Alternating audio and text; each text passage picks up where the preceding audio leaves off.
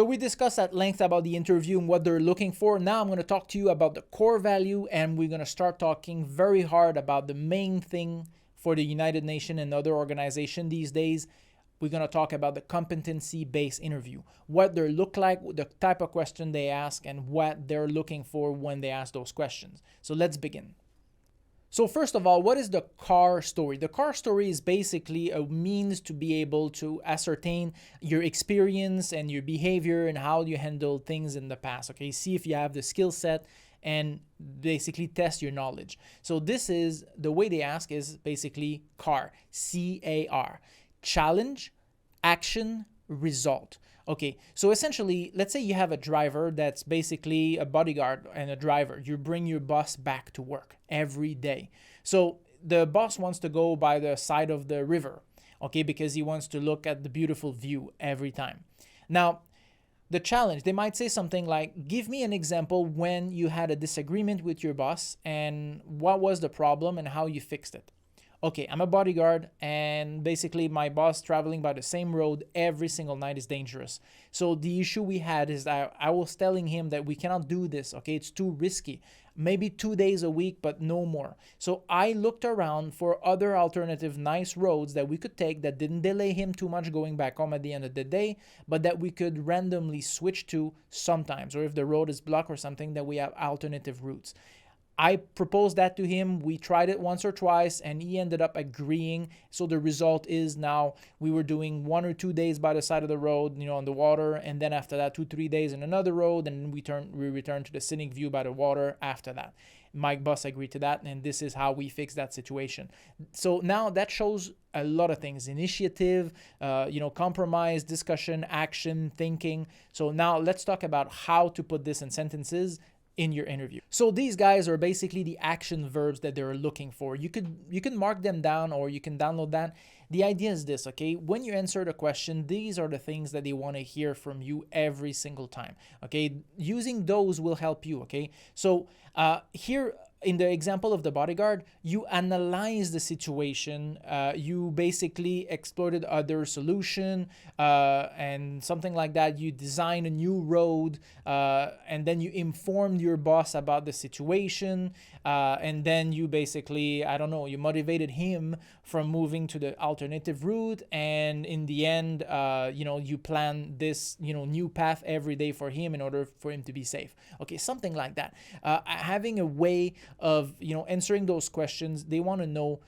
These are basically the word that you could use to enhance your answers and prove that you're thinking, that you're analyzing, that you're planning, that you're motivating people, that you're doing stuff like that as a management position, or even as a low-level entry G staff. No issue there. And those are the words that you should use to try to practice in order to be able to get your interview going. Now, here I'm going to give you a few tricks. Now, let's take a break a little bit from the CAR system. I'm going to just talk to you a little bit about what the panel is looking for, and then the next slide is going to make way more sense, okay? So first of all, what the panel is looking for is your previous relationship with your previous boss. This is important because the way you interacted with them, okay, or your previous employer and your boss, is likely the way you're going to interact with your new boss. People don't change in between two jobs, okay? If your kid doesn't do his bed, changing to a new house, not going to make him do it. If he doesn't look after the dog, buying a second dog, he's not going to look after both, okay? Even if he pleads, then he tells you he will, he won't. We both know that. It works also the same way for an interview. Make sure you comply with the rule. Here, we're not talking about committing illegal act, okay? The idea is this, okay? Complying with the rule in the United Nations is super important. NGOs and other organizations like this, they are donor-based. Their donors are constantly after them to basically check whether or not they their money is spent correctly, if they're doing the thing, if they collect their receipt to make sure if they have procedures, that they respect those procedures, if they say they're going to finish something at a certain time, that these things are completed. When they get audited, they want to make sure that all the rules are respected. It's important for you to know these rules and make sure that you demonstrate when you talk that you followed them in the previous organization you were with. Now, I added the IPSAS basic knowledge here for one reason. reason, okay? Because even if you're a driver, this is the international accounting standard. And why would you care if you're a driver? Well, because you're going to have to collect receipts from driving. You're going to have to check the number of kilometers you're doing every day to mark them down so that they understand the wear and tear on the vehicle, so that they know. When you do purchases and stuff like that, you have to understand that. You have to fill these forms all the time. You have to, talk to colleagues. And when HR tells you to fill the form at the end of the day, you need to fill it correctly. Just have a general understanding of this. Just Google it. Watch a 3-minute video. It's going to be enough. Now they're going to look to the ability for you to live abroad. And this is all kinds of things, okay? It doesn't matter where you start and where you end, okay? As a Canadian, it's no more difficult for me to live in the Philippines than it is to live in the Middle East or in Africa. I had issues in other countries that I really dislike living in, and we didn't stay long there, okay? That's the point. They want to know if you're compatible with living in that country specifically, and if you will be able to get the job. It could be a language issue, could be all kinds of things. They will try to determine this by talking to you. Okay, now that you understand a little more what they want, let me go in extreme depth. Okay, so the core value, the core competency, and the core management. And core management, okay, even if you're applying as a driver, you still have to manage a lot of things: mechanic job, washing the car, organizing your schedule and stuff. So management apply to everybody. Okay, so let's discuss these in details. So first of all, for the core competency, the thing they're really looking for is communication. Are you able to communicate, adapt, talk to other people? You're going to have people from all kinds of nationalities all over the world, different languages, different accent, different things. They're going to, try to not use idioms. Okay, I've heard said idiom or for idiots. The thing is, if you say something like, we're burning the midnight oil, I'm sorry, but, a lot of people may not know what that means if they're not American. And if you use these kinds of things from your region, even I'm French Canadian, I'm talking to a guy from Paris, we have different ways of saying things. Don't use this in your interview. Communication needs to be straightforward. Teamwork, super important. Planning and organizing. Even if you're a driver, you're organizing your route. You're organizing, making sure the car is full of gas, making sure that everything is done, make sure everything is basically organized. And this is important at every single level. Accountability, super important, okay? They want to make sure if you have any sort of issues that you will take responsibility for your issue. You ran out of gas. Well, I'm sorry, boss. I didn't plan for, gassing the car. I didn't plan we're going to be stuck in traffic for 3 hours. That's my fault. I should have thought about that. Accountability. The other one is also creativity. Again, my example with the bodyguard of trying to find alternative routes, places that his boss would like to still, drive on. This is creativity, thinking. What software can I use? What thing can I do? You're in accounting. Okay, fine. What software can we develop to do this? This is creativity. Client orientation. This is the absolute most important one in all your interviews, in everything, your test, everything at United Nations.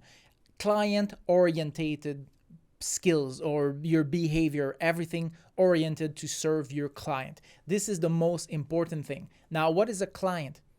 Anybody that you owe responsibility to.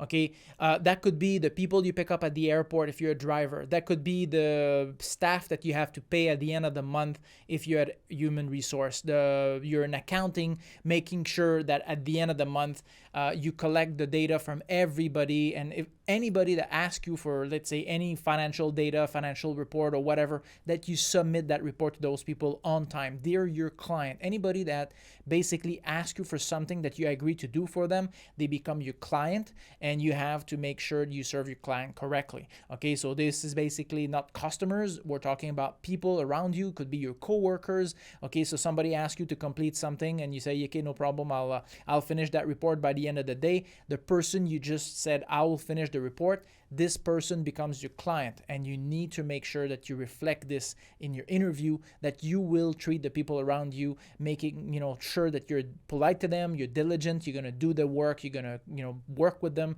and you're going to serve them well. It's super important. It doesn't matter if it's a donor of $1 billion, the Melinda Gates Foundation or whatever, or just the guy you're going to pick up at the airport, the spouse of a staff that just arrived and you pick him up at the airport to bring him whatever to his hotel. These are your client. You have to treat those guys well. Commitment to continuous learning, okay? It doesn't matter where you are in a company, there's always something to learn. New software, new technology. You're a driver, you have a new car, you have new technology, GPS, whatever. Continue to learn all the time. There's always something that you can learn, okay? This is super important. And the last one is technically inclined. Here I'm not talking, that you really need to be technically savvy, okay? But the thing is, you need to know the basic Word, Excel, Access, PowerPoint, stuff like that. You need to know how to drive. You need to know the basic, okay, for your job, that you can understand these technology, that if there's a new technology coming in, there's an ERP, a new software, whatever, that you're going to be able to learn that software. This is super important. You have to be aware of the technologies around you and implement them. Now, these are pretty much the same skill for management. Okay, so what do they look for managers? And again, the low level can show management skills if they have anybody around them. Even a G3 may have a G2 as a staff. Okay, a driver may have some guys that clean the car, mechanic that fix the car. You need to exercise some leadership skills, some management here. And the first one is the vision, that you know where you're going, that you know what's coming in the future, okay, that you have an idea. If the car is basically about to be in disrepair, it's too old, you're gonna have to say, hey, the car in a year is finished, we need to plan to change it. Okay, this is vision.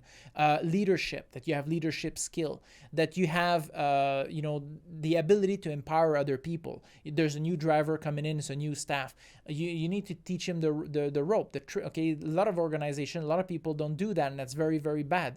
If you tomorrow morning you drop the organization, you leave, the people should be able to pick up the pace, or you're on holiday, people should be able to do your job.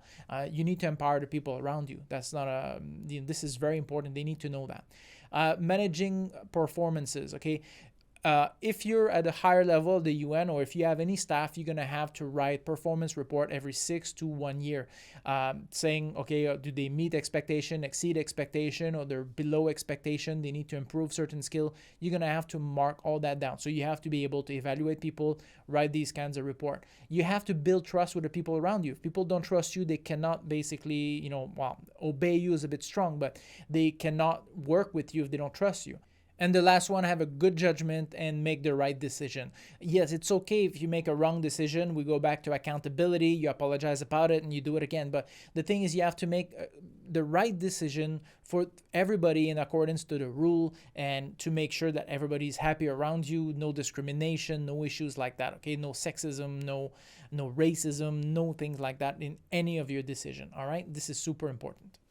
Now, let's just go on the other side of the table as the interviewer, and I want to talk to you about what they're really expecting and what they're trying to probe from you when they ask you those questions. What did they try to understand from the person in front of them, this new guy who wants to have a job in their organization? Well, the first thing is this, okay? Your past performance is the best indicator of your future performance, meaning that if you're always late, you're going to be late in your next job. We discuss about this. This is what they want to try to find out. If you never follow the rules, if you don't care about your former boss, you're not going to care about the new one, okay? This is the type of thing they are looking for.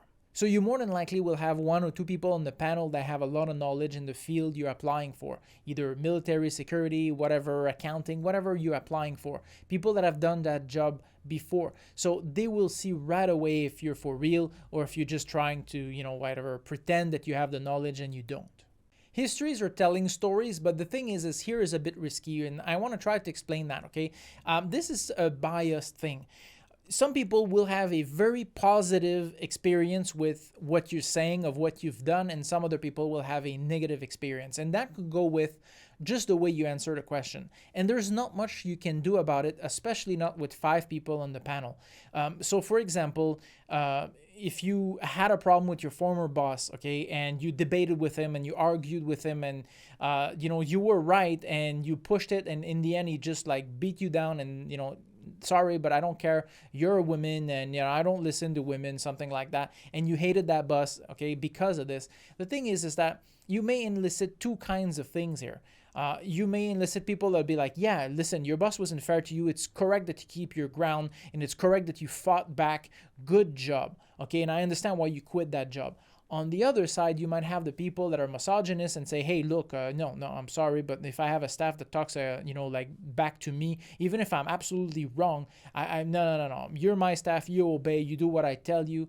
Well, the thing is that you won't be able to know which is which. So tell it as it is for you and hope that the people on the panel will take it, the best way possible. The more neutral you are on these things, the more chances you have to basically please both sides.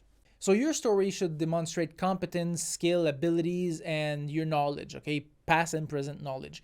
And try to reflect that every single time, okay? Without being boastful. So show that you're able to do this, that you know how, that you have all the lingo, the words for, like whatever, the word of the trade, basically. If you're in accounting, you know basically what things are. If they ask you for acronym, you should know them.